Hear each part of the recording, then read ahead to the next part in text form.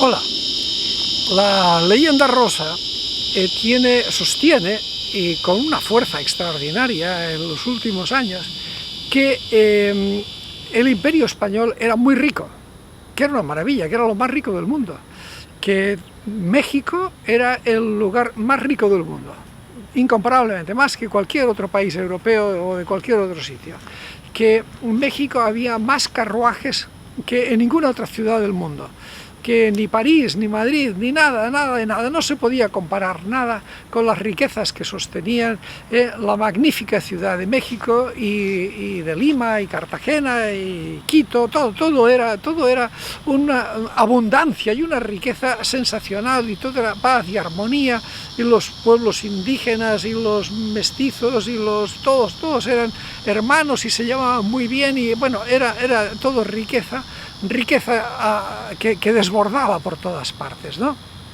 Bien, esto realmente es muy bonito, pero tiene un fallo, que es mentira. Para demostrártelo te voy a adjuntar algunos documentos que los podrás consultar por ti mismo, escritos por profesores universitarios que son historiadores de verdad, no como los farsantes de la leyenda rosa.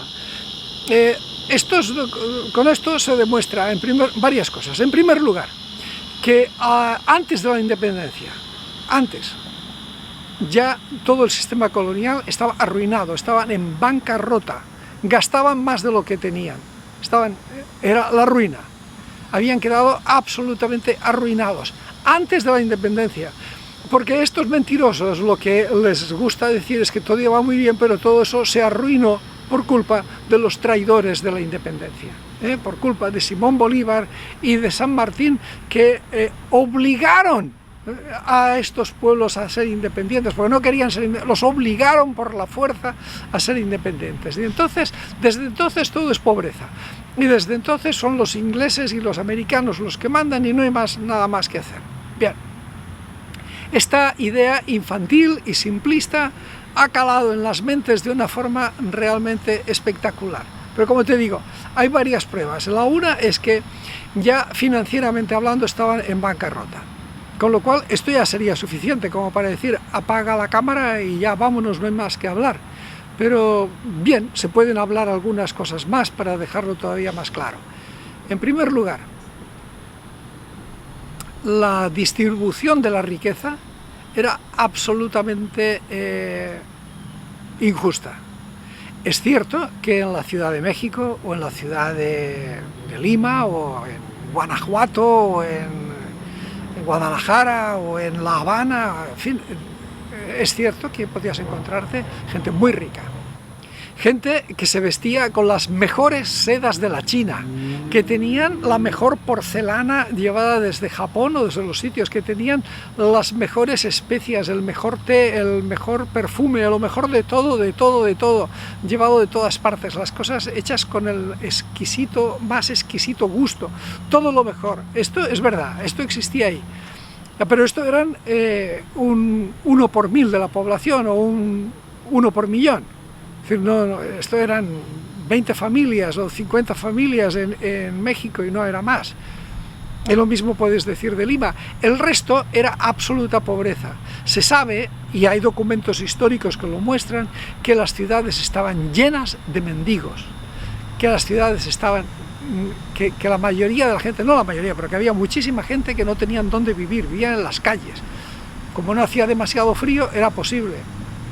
Todos estos hospitales que les gusta tanto decir, oye, qué bien, cuántos hospitales construían en la colonia, qué maravilla, bueno, esto es una señal de que había una pobreza brutal, porque los hospitales eran únicamente para pobres. Cualquiera que tuviera un camastro y un techo donde caerse muerto, no iba a un hospital. Si se construían todos esos hospitales era para impedir que la gente se muriera en la calle, así que tú estuvieras viendo gente agonizando en las aceras. Este es el asunto. La pobreza era monstruosa. En la Ciudad de México, junto con una riqueza asombrosa y con unos palacios increíbles, la pobreza era brutal, y esa pobreza generaba desórdenes y represión. Y bueno, pues lo normal, y lo mismo pasaba en Lima.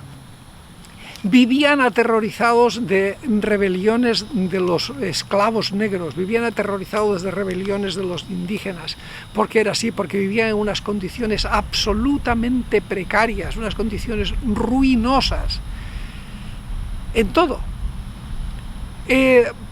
Esto en cuanto a la distribución. Es decir, un país no puede ser rico porque tiene gente que está viviendo en el máximo lujo y esplendor. Esa no es la medida de la riqueza. ¿Cómo se mide la riqueza? En lo repartida que está, porque eso genera todavía más riqueza. Y otra cosa más, que también pues sería la definitiva, la riqueza no se mide como se medía en las Indias, a partir de los recursos naturales. Obviamente tenían oro y plata, tenían montañas de plata, pero es que era una cosa realmente increíble. Y con eso compraban lo que les daba la gana, pero con eso no fueron capaces de financiar una industria, con eso no fueron capaces de fomentar instituciones de crédito, instituciones financieras, no fueron capaces de generar una sociedad más productiva, más emprendedora.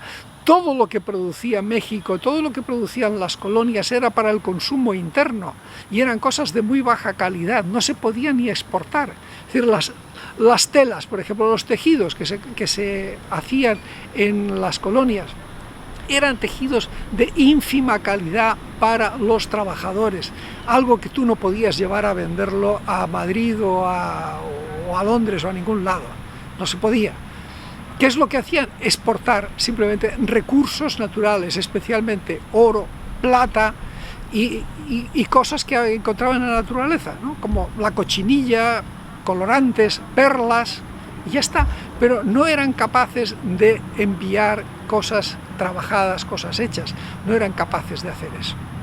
Y eso no es lo que genera riqueza, en absoluto. Ya quedó demostrado hace mucho tiempo, desde que Adam Smith escribió su famoso tratado sobre la riqueza de las naciones, quedó demostrado que es el comercio y la industria lo que hacen la riqueza de las naciones. Y esto en las Indias no existía, en absoluto. Incluso se sabe que por la falta de reinversión, por la quiebra financiera en la que se encontraban, muchas minas dejaron de ser productivas, porque como estaban quebrados no podían invertir en mantenerlas, y las minas se inundaban, se derrumbaban, y algunas minas quedaron perdidas ya desde antes de la colonia.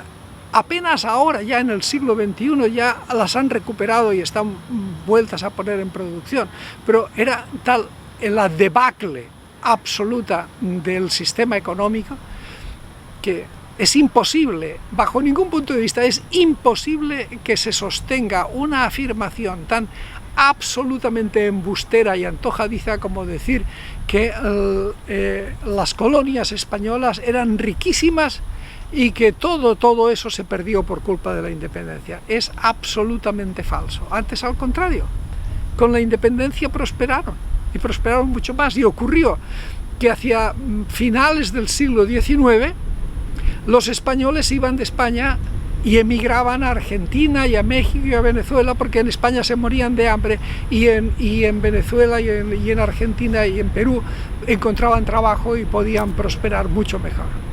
Esa es la diferencia. Pues nada, seguiremos hablando, cuídate y hasta pronto.